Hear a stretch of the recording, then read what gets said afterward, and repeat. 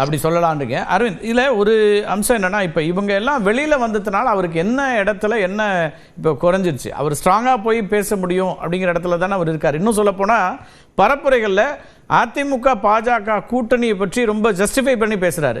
நாங்கள் கூட்டணி அமைச்சதுனால திமுகவுக்கு தோல்வி பயம் வந்துருச்சு, அதனால் முதலமைச்சர் விமர்சிக்கிறாருலாம் சொல்லாரு. அப்போ பாஜகவை இன்னும் கூடுதலாக பாஜகவோட கூட்டணி அமைச்சது சரிதான் அப்படின்னு ஜஸ்டிஃபை பண்ணி பேசிட்டு இருக்கிற எடப்பாடி பழனிசாமியை கூப்பிட்டு அவங்க வந்து நெருக்கடி தருவாங்களா? அது அந்த அப்பர் ஹேண்டு குறையுதுன்னா அவர் முன்வைக்க மாட்டார்ல. இப்போ சமீபத்தில் பரப்புரை கூட்டத்தில் கூட அதை முன் வச்சார், பேசினார். எடப்பாடி பழனிசாமியை பொறுத்த வரைக்கும் பாஜகவை எந்த இடத்துலையும் விட்டு கொடுத்து பேசல. பிரச்சாரத்துல எல்லா இடத்துலயும் பாஜக கூட்டணியினால் என்னென்ன செய்ய முடியுங்கிறதுக்காக தான் ஒரு ரொம்ப ஸ்மூத்தான ஒரு கேம்பெயின் தான் பண்ணியிருக்காரு. ஆனா இந்த கேம்பெயின்லாம் நடந்துட்டு இருக்கும் போது அமித்ஷா செங்கோட்டையனை பார்த்தாருங்க. அமித்ஷா நினைத்திருந்தால் செங்கோட்டையன் பார்ப்பதை தவிர்த்திருக்கலாம், பாக்குறாங்க. சரி, செங்கோட்டையன் என்னென்னமோ சொல்றதெல்லாம் சொல்லிட்டாருன்னு வைங்களேங்க. நிர்மலா சீதாராமன் நேற்றைய தினம் தமிழகம் வந்தாங்கல்ல, அவங்க வந்து இபிஎஸ் வந்து பார்த்துட்டு போயிருக்கலாம்ல. இஃப் அட் ஆல் பிஜேபி இதை வந்து ஸ்மூத்தா ஹேண்டில் பண்ணணும், இபிஎஸ் அண்டர்மைன் பண்ணக்கூடாது, இபிஎஸ் ஓட தலைமையை நாம் இன்னமும் ஸ்ட்ரென்தன் பண்ணணும்னு நினைச்சிருந்தாங்கன்னா நேற்றைய தினம் நிர்மலா சீதாராமன் வரும்போது நிர்மலா சீதாராமன் வந்து இபிஎஸ் பார்த்துட்டு போயிருக்கலாம்ல. ஆனா இபிஎஸ் புறப்பட்டு டெல்லி போய் அமித்ஷா பாக்குறக்கும், அமித்ஷா புறப்பட்டு தமிழகம் வந்து இபிஎஸ் பாக்குறக்கும் ரொம்ப டிஃபரன்ஸுங்க. மெசேஜிங் ரொம்ப ரொம்ப பாரதிய கட்சியினுடைய மூத்த ஒரு தலைவர், அப்புறம் உள்துறை அமைச்சர், அந்த பொறுப்புல இருந்து இவங்க போய் பாக்குறதுல அது ஹைரார்கி பிரச்சனை வருதுன்னு பாக்குறீங்களா? இல்லைங்க, இப்போ கூட்டணி அறிவிக்கும் போது அமித்ஷா தமிழ்நாட்டுக்கு வந்து தானுங்க அறிவிச்சார், இபிஎஸ் பார்த்து தான் அறிவிச்சார்.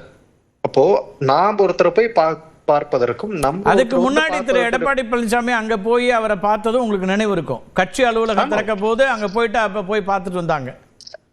அதான் நான் சொல்றேங்க, நாம ஒரு இடத்துக்கு போகும்போது அதுவும் நமக்கு முன்னாடி நம்ம கட்சியில இருந்து ஒருத்தர் வந்து பார்த்து பேசிட்டு போயிருக்காரு. மீண்டும் நம்ம போகும்போது நம்ம அதை கிளாரிஃபை பண்ற இடத்துல தான் நம்ம இருப்போம். நம்ம புதுசா ஒரு டிமாண்ட் வைக்கிற இடத்துல நம்ம இருக்க மாட்டோம். ஒண்ணு. இரண்டாவது, இன்னைக்கு தேதியில இபிஎஸ் பிஜேபி அண்டர்மைன் பண்ணாங்கன்னா அது கூட்டணி மேலும் வலுவிழந்துதான் போகும். இபிஎஸ் இங்க எவ்வளவு ஸ்ட்ரென்தன் பண்றாங்களோ அவ்வளவுக்கு அவ்வளவு இந்த கூட்டணிக்கு நல்லது.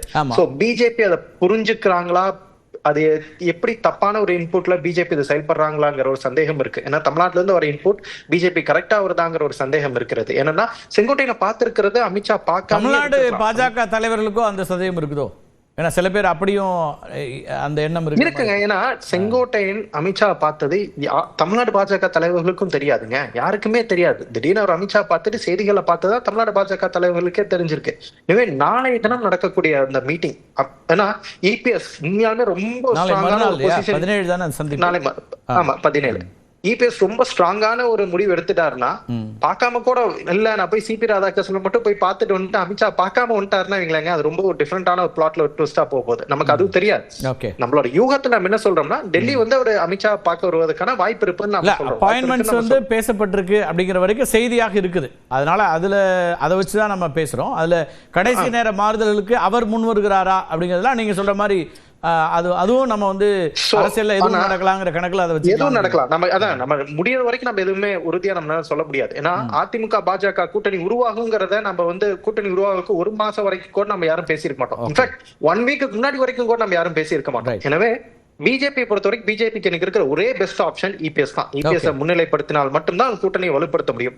அதுக்கு பாஜக என்ன பண்றாங்க? அதே மாதிரி அண்ணாமலை ஃபேக்டருங்கிறது ரொம்ப ஒரு இம்பார்ட்டன்டான ஃபேக்டர். அண்ணாமலை பொறுத்த வரைக்கும் தற்போது அண்ணாமலை அவர் என்ன யோசிப்பார், என்ன மாநில தலைவரா பாஜக வச்சிருந்தாங்கன்னா இன்னைக்கு விஜய்க்கு எவ்வளவு பெரிய கூட்டம் வந்திருக்காது, அந்த இளைஞர்களை நான் இன்னும் கொஞ்சம் நம்ம பக்கம் நம்ம வச்சிருக்கலாம், நம்ம மீண்டும் அதிமுக பக்கம் போனங்காட்டிதான் விஜய்க்கு எவ்வளவு பெரிய ஒரு கூட்டம்ங்கிறது தனி, பாஜகவுக்கான ஆதரவு அல்லது ஆதரவு தனி இல்லையா?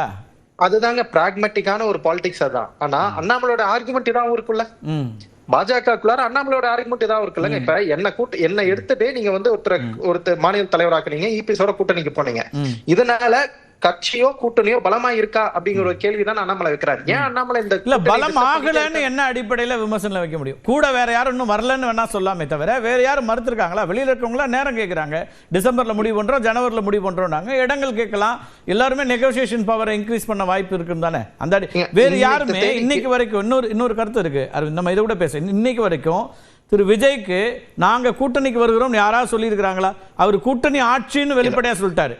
ஆனால் இதுவரைக்கும் யாரும் கமிட் பண்ணல. அப்ப எல்லோருமே அதிமுகலேருந்து விலகி போயில, இன்னும் பாமகவோ தேமுதிகவோ அல்லது திரு ஜான் பாண்டியன் அவருடைய கட்சி இன்னும் பிற பாசிபிள் அலையன்ஸ் பார்ட்னர்ஸ்ல யாராவது ஒருத்தர், இப்போ நீங்கள் டிடிவி தினகரன் ஓபிஎஸ் மட்டும்தான் விஜய் பற்றி பாசிட்டிவாக சொல்கிறாங்க. ஏன்னா அவங்கள அவர் ஏற்றுக்கிற மனநிலையில் இல்லை, ஆனால் அவங்க கமிட்டும் பண்ணிக்கல, அவங்களும் காலம் தான் சொல்கிறாங்க. அப்படிங்கும்போது அதிமுகவுடைய அந்த வெயிட்டேஜ் எங்கே குறைஞ்சிச்சு, பவர் அவங்களுடைய பார்கெனிங் அல்லது திரு எடப்பாடியோட அந்த அப்பர் ஹேண்ட் எங்கே குறைஞ்சிச்சுன்னு நினைக்கிறீங்க?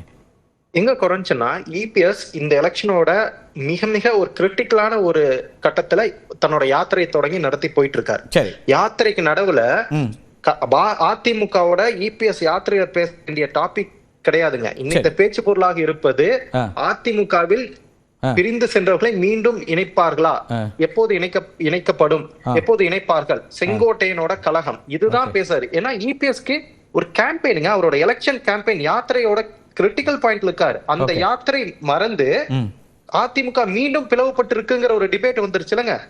பாலிடிக்ஸ்ல பெர்செப்ஷன் ரொம்ப ரொம்ப முக்கியம். இன்னைக்கு தேதியில அதிமுக தொண்டர்கள் பேசுவது இபிஎஸ் ஓட யாத்திரை பத்தி பேசுறாங்களா, இல்ல அதிமுகல செங்கோட்டையன் இந்த விவகாரம் பேசுறாங்களா, அதுல இபிஎஸ்க்கு ஒரு பின்னடைவு நான் பாக்குறேன். Okay, right. அது